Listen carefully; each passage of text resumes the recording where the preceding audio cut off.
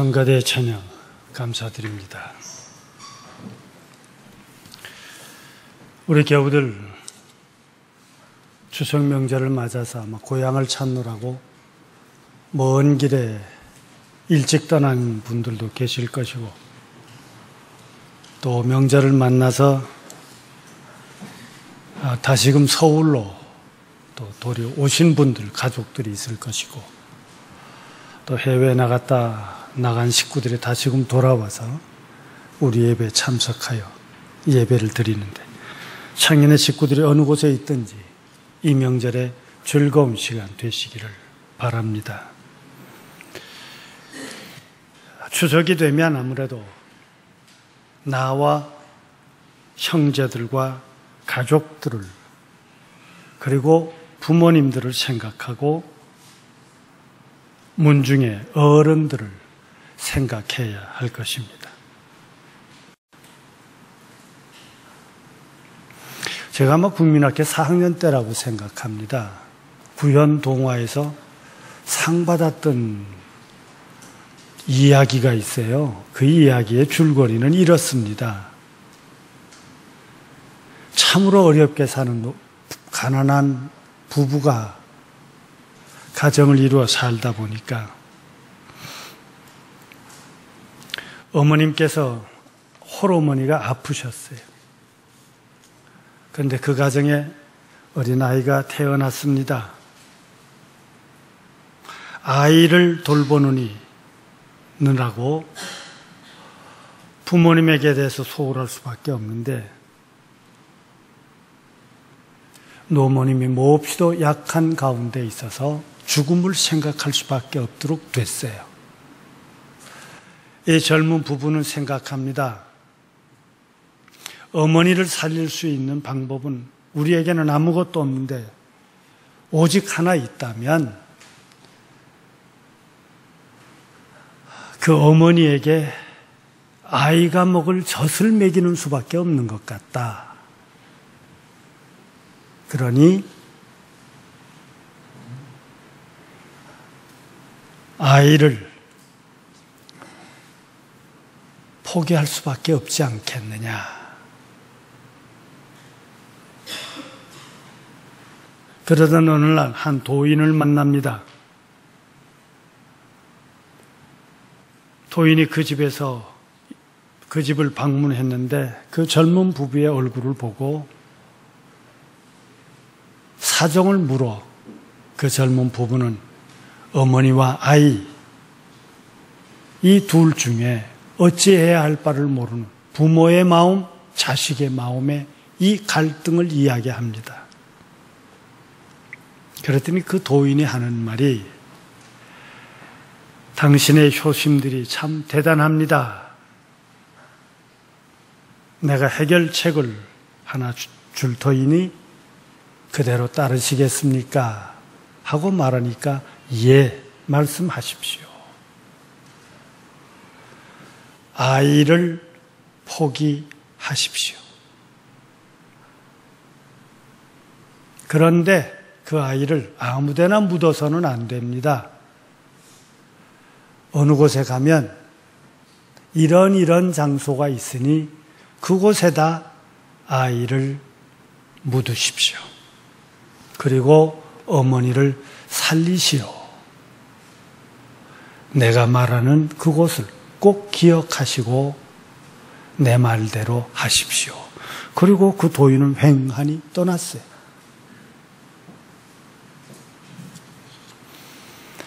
도인이 가르쳐준 날짜는 점점 더 다가오기에 젊은 부부는 참으로 안타까운 시간들을 보내지만 그 도인의 말씀에 순종하기로 하고 아이를 안고 부인은 뒤따라오며 남편이며 아버지인 그는 곡괭이를 연장을 들고 지정된 그 장소에 가서 땅을 파기 시작합니다.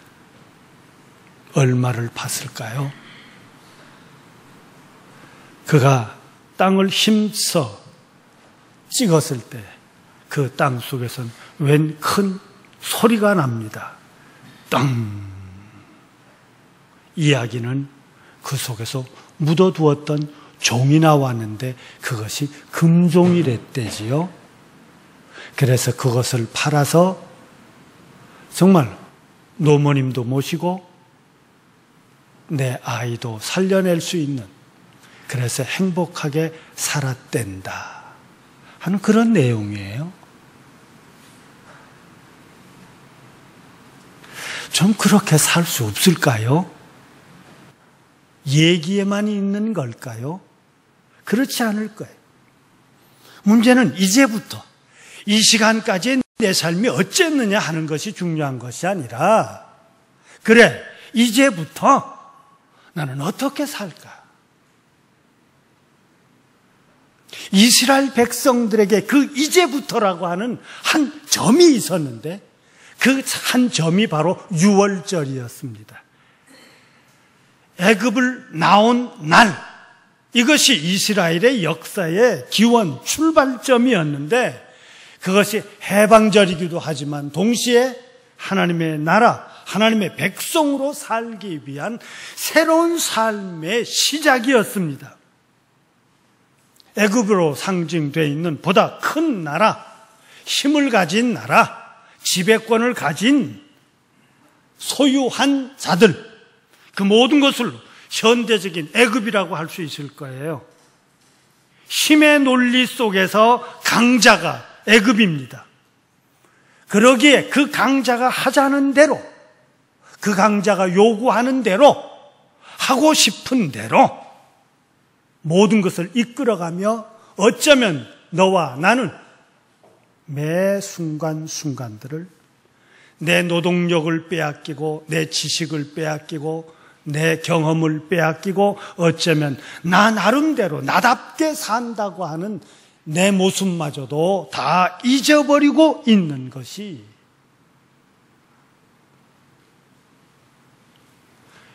강자들에 의한 약자들의 착취당함의 모습일 겁니다. 그러다 보니까 오늘 우리들은 이 세상을 더 많은 것을 가지겠다고, 더 안정된 것을 가지겠다고 우리가 정말 종으로서의 삶을 살았어요. 내 것이란 없는, 일하는 즐거움마저도 빼앗겼습니다. 그리고 그 일하는 데서 거두어진 것을 보며 즐거워해야 될 나의 내 모습도 없습니다.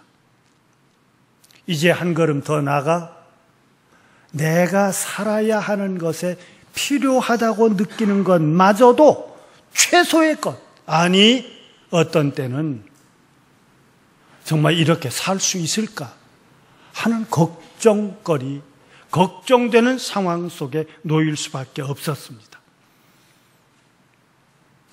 나라는 것이 잊어버린, 나라는 것을 빼앗긴, 나라는 것을 이용당하는 세상 속에서 나만이 나를 지킬 수 있는 한 사람으로서의 가치도, 한 사람 생명으로서의 중요함도 없어져 버리고 맙니다. 너의 평안을 위해서 내가 끌려가야 돼. 동등한 대접이라고 하는 것은 상상할 수도 없습니다. 거기에 내 이름도 없습니다. 내 직책도 없습니다. 그리고 나만의 것도 없습니다. 그랬던 그들이 그 자리를 뛰쳐나오게 된 것이 바로 출애굽이에요. 이렇게는 살 수 없다는 것 아니겠어요? 그래서 모세를 통해서 애굽을 나온 그들, 오늘 본문 속에서 고백하는 것이 뭡니까? 하나님께서 우리를 이렇게 구원해 주셨다. 이 하나의 짧은 신앙 고백 가운데 그들의 조상으로부터 이끌어 나왔던 430년이라고 하는 긴 기간 동안에 있었던 자랑스러움과 부끄러움과 감추고 싶었던 것, 그 모든 세월의 역사들을 한마디로 하나님께서 우리에게 허락해 주신 기회라고 하는 고백을 했습니다. 오늘 예배 드리는 교우 여러분, 우리가 이 시간까지 어찌 살았든지 간에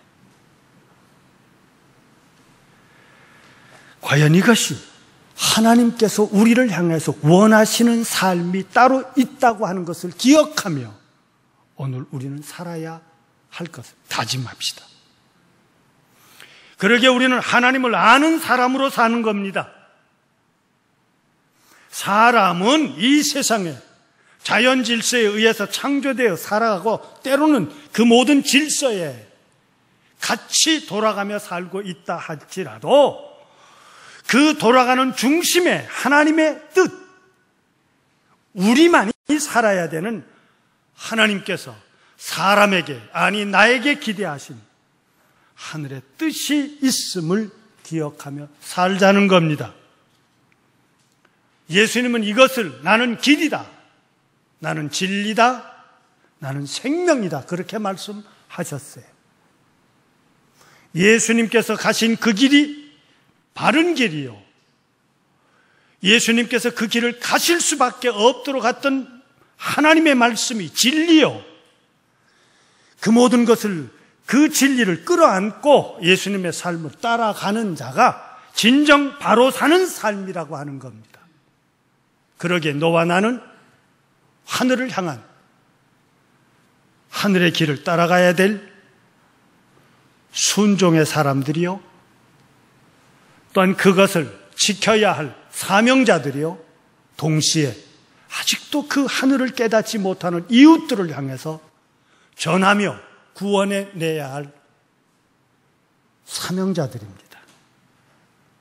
봉사자들입니다. 바로 지금을 어떻게 사는가? 그러기에 진정한 신앙인들은 지금을 우연이라는 말로 넘어가지 않습니다. 결코 우연이라는 것이 아니라 이것은 필연이었다고 얘기합니다. 성사 앞에 늘 우리가 괴로운 것 중 하나가 어려움을 만나셨습니까? 고통을 만나셨습니까? 모자람을 경험하십니까? 죽음을 생각할 수밖에 없었습니까?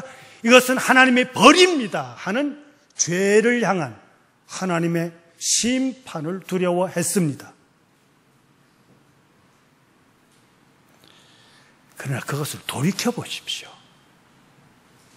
벌을 받았다 하면서도 아직 살아있음은 우리로 하여금 돌이키게 하는 하나님의 역사입니다. 지금부터 하나님께서 원하시는, 하나님께서 다스리시는, 하나님께서 베푸시는 그 안에 살도록 돌아섭시다.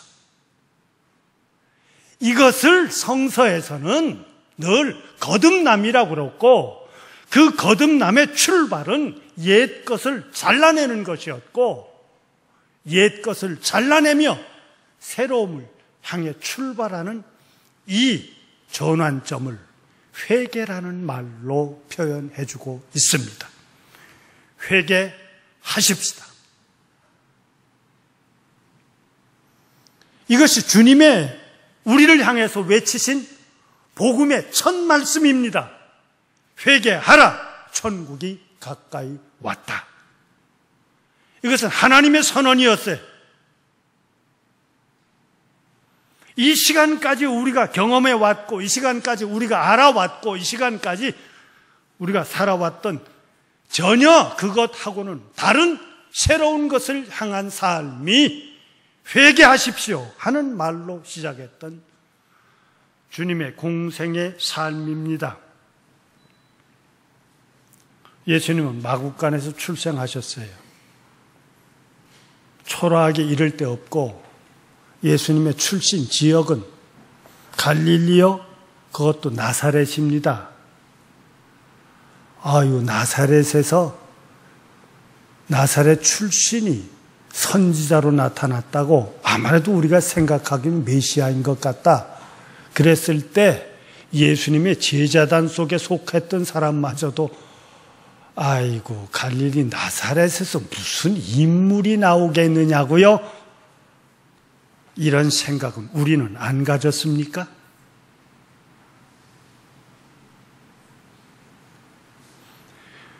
분명히 형편없다고 생각하는 그 속에, 그 안에서도 하나님의 역사는 있습니다. 나 같은 것을 통해서도 하나님께서 놀라운 역사를 이루실 수 있습니다. 율법에서부터 벗어난 사람이고, 정치의 중심에서부터 벗어난 사람이고, 사회 통념 속에서도 벗어난 사람이고, 나사렛 출신 이 한마디에서 가슴앓이를 하고 살 수밖에 없었던 수많은 사람들의 아픔 속에서 예수님은 전혀 다른 것을 원하셨어요. 하나님의 말씀대로 삽시다 하는 거예요. 내 말은 하나님의 말이요, 내가 하는 일은 하나님의 일이요, 내가 하는 모든 것으로도 하나님 앞에 영광 되기를 바란다고 주님께서는 말씀하시고 기도하시고 사셨습니다.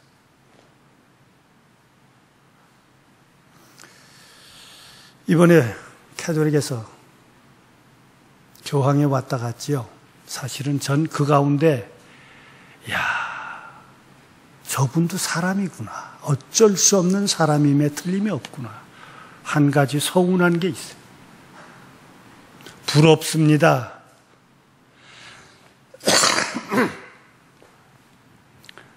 한 교단이, 종단이 작은 일을 가지고 한 국가를, 그리고 그 국가의 메인 모든 사람들을 다시금 생각하게 할 수 있는 힘, 그리고 성직자의 모습, 부럽습니다.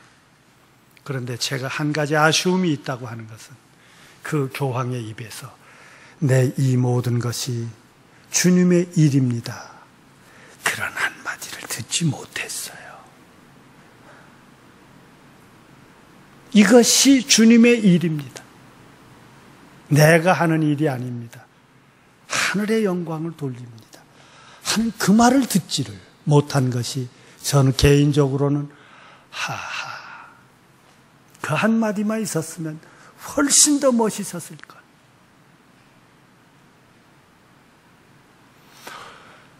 그런데 그것이 우리의 모습이더라고요. 신앙인의 수많은 덕목들이 있습니다. 예배에 참석합니다. 기도합니다. 교회 필요에 같이 응합니다. 참여합니다. 봉사한다고 그러고 헌신합니다. 열심을 다합니다. 그러면서도 어느 순간인가 하나님이 계시지 않아요.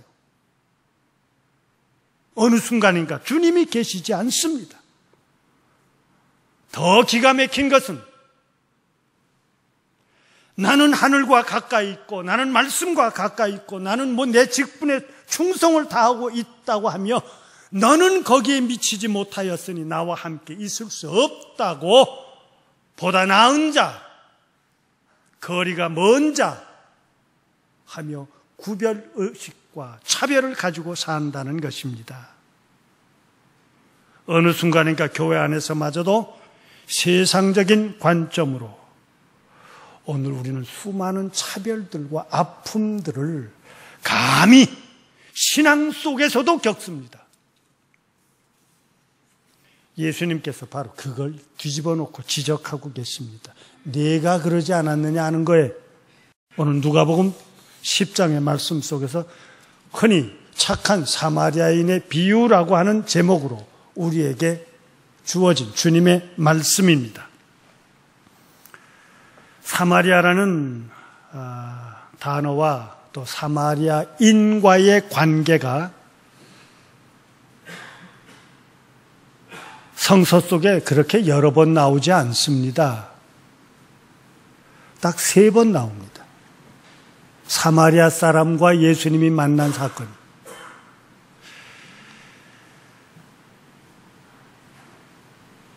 마태복음 10장 5절에서 6절에서 보면 유대 사람들은 예루살렘을 갈 때 사마리아를 지나가야 되는데 그것을 돌아가더라. 뿐만 아니라 예수님께서 제자들을 보내시면서 이방과 사마리아의 지역으로 가지 말고 잊어버린 이스라엘 사람들에게 가라, 이렇게 말씀하세요. 예수님의 사마리아인들을 향한 첫 번째 제자를 향한 지시였습니다. 마가복음에서는 사마리아라고 하는 단어 자체를 아예 사용하지 않습니다. 없어요. 요한복음에서는 한 번 씁니다. 한 번 있습니다. 요한복음 4장 1절 이하에서 보면 예수님께서 사마리아를, 예루살렘을 향해 가시는데 그냥 사마리아를 통과하십니다. 그러다가 수가성이다, 우물가에서 정오를 맞이하고 거기에 물 길어 나온 여인과의 대화 나오지 않습니까?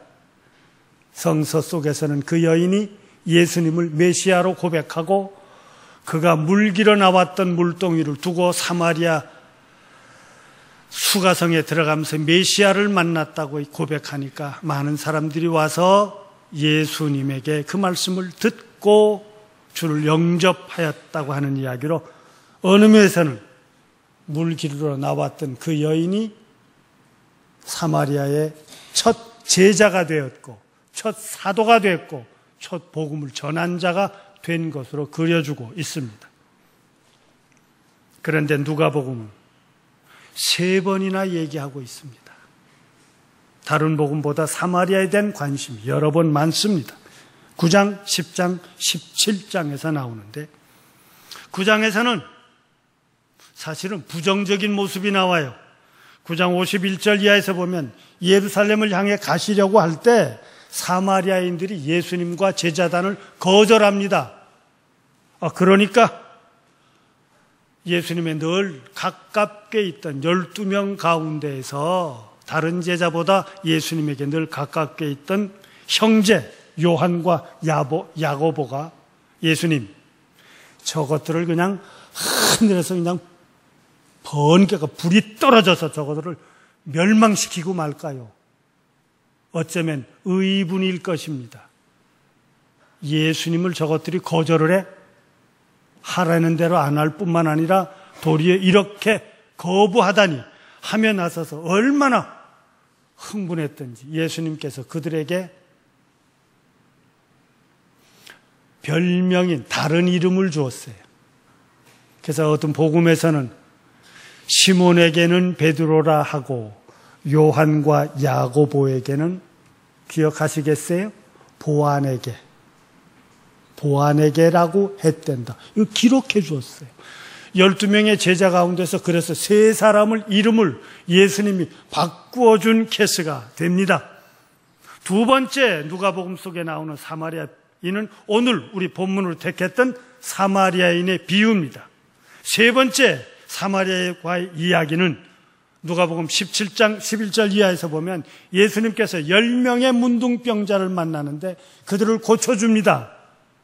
그랬더니 가다가 돌아와서 예수님에게 고침받았습니다, 감사합니다 하며 경배하는 사람이 한 사람 있었는데 그가 사마리아인이었다, 이렇게 기록해주고 있어요.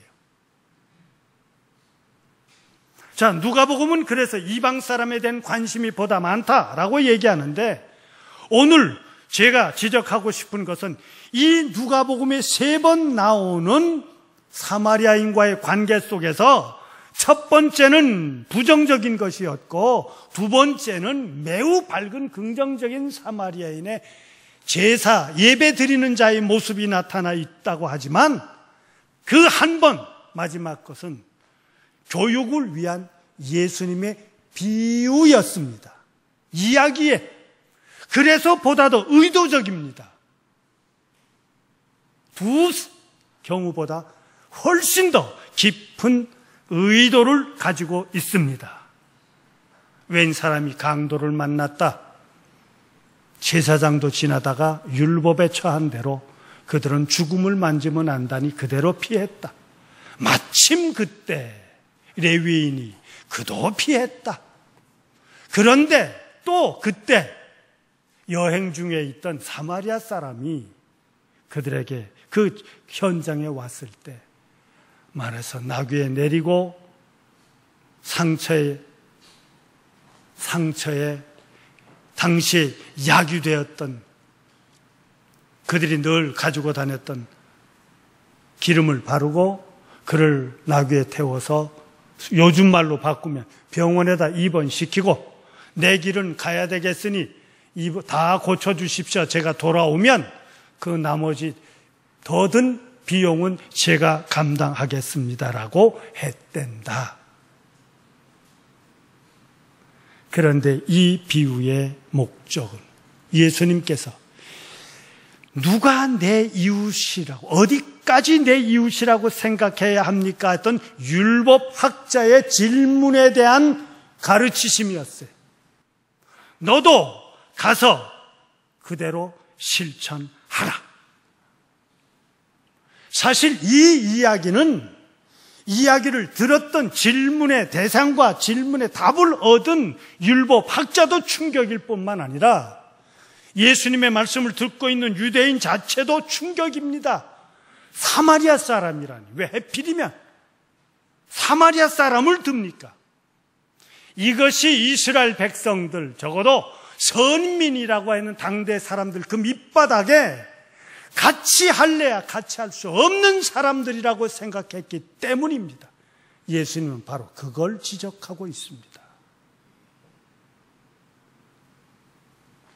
거룩한 것을 개에게 주지 말며 진주를 돼지에게 주지 말라. 그 개가 누굴까? 그 돼지가 누굴까?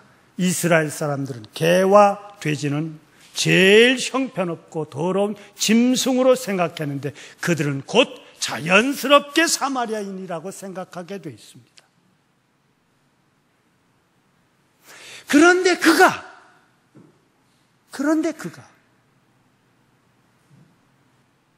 남들이 나를 더러운 사람으로 여기든지 말든지 내 계획에 의해서 나 나름대로 가다가 전혀 원하지 않은 모습 속에서 내 도움이 필요한 사람을 만났습니다. 생명이 위급한 순간을 만났습니다. 평소 때 같으면 유대인들이 나를 구박하던 사람들을 피할 수도 있을 것입니다. 난 나대로 갈 수 있을 것입니다. 하늘을 모릅니다. 말씀을 모릅니다. 그러나 이 시간 내가 그에게 도와주지 않으면 그가 죽는다는 것만은 압니다. 강도 만난 사람의 이웃이 누구일까? 아는 것이 아니라 실천하는 사람이라고 하는 겁니다. 예수님은 이 시간 우리에게 이야기하고 있습니다. 내 눈에 보이는 것이 뭐냐고요?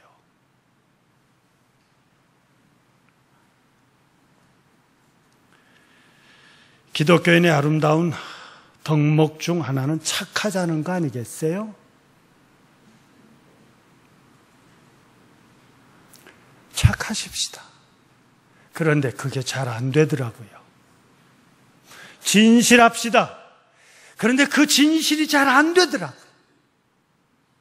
내가 많은 사람들에게 구제하는 자가 되자 더더군다나 어려움이 많더라고요. 예수님은 분명히 이 시간 무엇을 어떻게 하느냐가 중요한 것이 아니라 내가 어려운 자를 만났을 때 그것을 피하지 않는 자가 되기를 바란다. 이게 바로 신앙이요, 이것이 덕이요, 이것이 하늘의 삶이라고 하는 것을 이야기해주고 있습니다. 율법을 아는 자요, 이 시간까지 모든 것을 지켰다고 생각하는 너, 가서 그대로 살아라. 이것이 오늘 설교의 마지막 주님께서 우리에게 요구하시는 명령이요, 예수님의 사람이 되는 자로서의 지침을 말씀하고 계십니다. 우리는 세상을 살면서 만나고 싶지 않은 사람들 혹 가슴 속에 있을 거예요. 거북한 사람들도 있습니다. 그래서 피할 수 있다면 얼마나 좋겠어요. 안 만날 수 있다면 얼마나 좋겠습니까? 그런데도 우리는 피할래야 피할 수 없고, 아니 만날래야 아니 만날 수 없고, 멀리 둘래야 절대 멀리 둘 수 없는 관계가 필연적인 관계 아니겠어요? 하늘이 부모님을 통해서 우리에게 생명을 주셨습니다. 그런데 언제부턴가 오늘 우리는 그 부모님은 내 필요에 의해서 대접하기도 하고, 그 필요가 내 요구에 채워지지 않으면 등을 돌리는 세상이 됐을까요? 기독교인은 그러면 안 됩니다. 내 부모를 공경하라. 이것이 약속 있는 첫 계명이라고 말하고 있습니다. 부모님을 존경하고 부모님의 필요를 채워드리고 부모님을 편하게 하실 수 있다면 그것이 무엇인지는 여러분이 잘 아실 거예요. 효도합시다. 또 이웃에 함께 살고 있는 이웃, 내 이웃이 나 때문에 거북한 자가 되도록 살아나가는 자가 아니라 그에게 보다 유익하기 위해서 내가 손해보자는 생각은 하지 않아도 좋겠습니다. 그러나 이웃에게 나 때문에 불편하는 관계는 만들어내지 맙시다. 오늘 우리 더더군다나 창현교회의 한 식구로 만났습니다. 이제부터 하나님 보시기에 심히 좋은 교회, 이제부터 하나님 보시기에 심히 좋은 교우 관계, 이제부터 하나님께서 보시기에 심히 좋은 한 사람 한 사람이 자기 부서에서 맡겨진 자리에서 그 모든 일들을 이루어 이것이 하나님의 나라라고 하는 것을 일구어내는 너와 나 창현의 가족들이 되시기를 기원합니다. 기도합시다. 사랑의 하나님, 말씀대로 아는 만큼 깨달은 만큼 가서 그대로 살라. 오늘 주님께서 우리에게 허락하신 말씀인 줄 믿습니다. 예배에 참석한 저희들 있는 그곳에서 하나님의 사람답게 하나님께서 허락하신 말씀답게 저희들이 순종하며 실천하며 사는 저희들 되게 하여 주옵소서. 성령이 저희들에게 함께 하심으로 그 어떤 것이 우리가 마땅히 살아야 할 길과 진리와 생명의 삶을 잊어버리거나 빼앗기지 않도록 역사하여 주시옵소서. 그리스도이신 예수님의 이름으로 기도드리옵나이다. 아멘.